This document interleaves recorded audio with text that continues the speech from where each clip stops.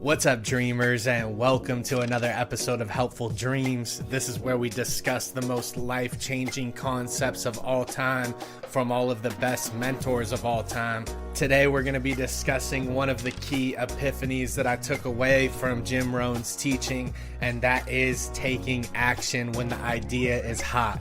I know a lot of people may disagree with this, but one thing that is for sure is that success takes more than just positive thinking. If we're going to create any substantial change in our lives, it's going to come down to positive thinking to get the ball rolling. But ultimately, we're going to have to put one foot in front of the other and begin to take action. Jim Rohn's sound philosophy on taking action is super motivating, and that's why I continue to go back and listen to his teachings. He explains that we must act when the idea is hot and the emotion is strong. Now, he stresses to not take hasty action if it isn't required, but ultimately we need to start taking action on an idea when we first come up with it because of the law of diminishing intent. The law of diminishing intent means that when we first think of an idea and we're excited about it, we must act on that emotion and act on that energy in order to create momentum to actually carry us through the process. If we leave our ideas on the back burner, our intent decreases because the emotion dissipates. A good example of this is that this past weekend, me and my son sat down to play board games, and we started thinking about how cool it would be to actually develop a board game. And we looked at these other board games and we figured if these people can do it, then there's probably a process out there in place to somewhat follow in order to develop your own game. And I knew that we were excited about it, and I really want to teach him to take action right away. And so we dove right into it, and within a day, we actually had a prototyped game that we were playing by the end of the day. It was a really fun experience, and we used the excitement and energy from the initial idea to carry us through the objectives and even through some of the difficult parts of the process. I did this to set an example of how taking action on an idea in the beginning phases can carry you through to see an idea to fruition faster than you could even imagine. Develop the ability to act, take action. Not hasty if it isn't required, but don't lose much time. Here's the time to act. When the idea is hot and the emotion is strong. That's the time to act. You say, Mr. Rohn, I'd like to have a library like yours. See, if you feel strong about that, what you got to do is get the first book and then get the second book.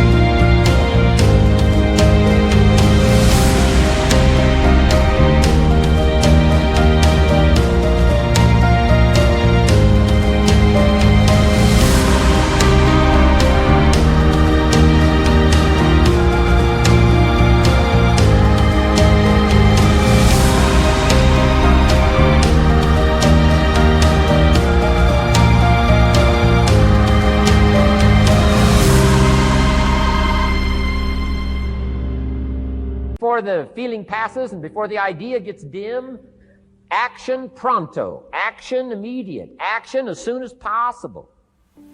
One of the main things that keeps us from taking action and procrastinating is not knowing the proper process to get us from point A to point B. So if you find yourself in a state of procrastination where you're not getting what you want done, first look at what steps you can map out in order to take you to your objective.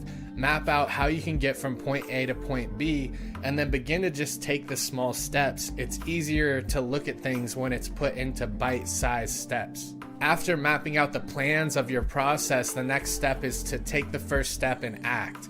It's really important then to not give up and push through any difficulty that'll arise, because you're gonna immediately come up against challenges as you go through your process. It's important to maybe take time to take a break and reflect, but don't stay too long in this reflection phase, and step right into the next step and keep trying until you get it done. The next step of the process, once you begin to take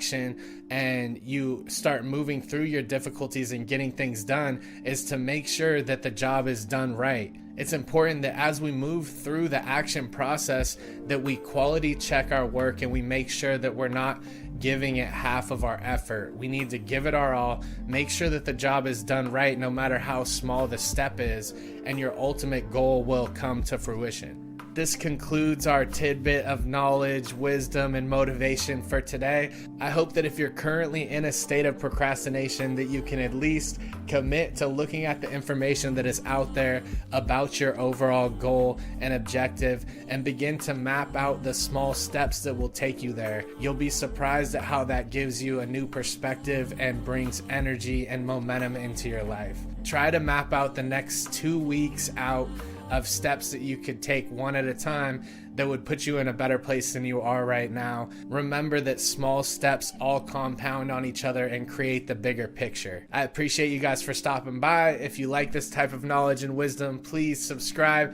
It helps get the message out to more people. I appreciate y'all, and I'll see you in the next one. You intend to when the emotion is high. But now if you don't translate that into action fairly soon, now the intent starts to diminish. And a month from now, it's cold. A year from now, it can't be found. So act. Set up a discipline when the emotions are high and the idea is strong and clear and powerful. That's the time to set up the discipline. Somebody talks about good health and you're stirred. Says, right, I need to get a book on nutrition. Get the book before the idea passes and before the emotion gets cold. Go for the book. Start the library. Start the process.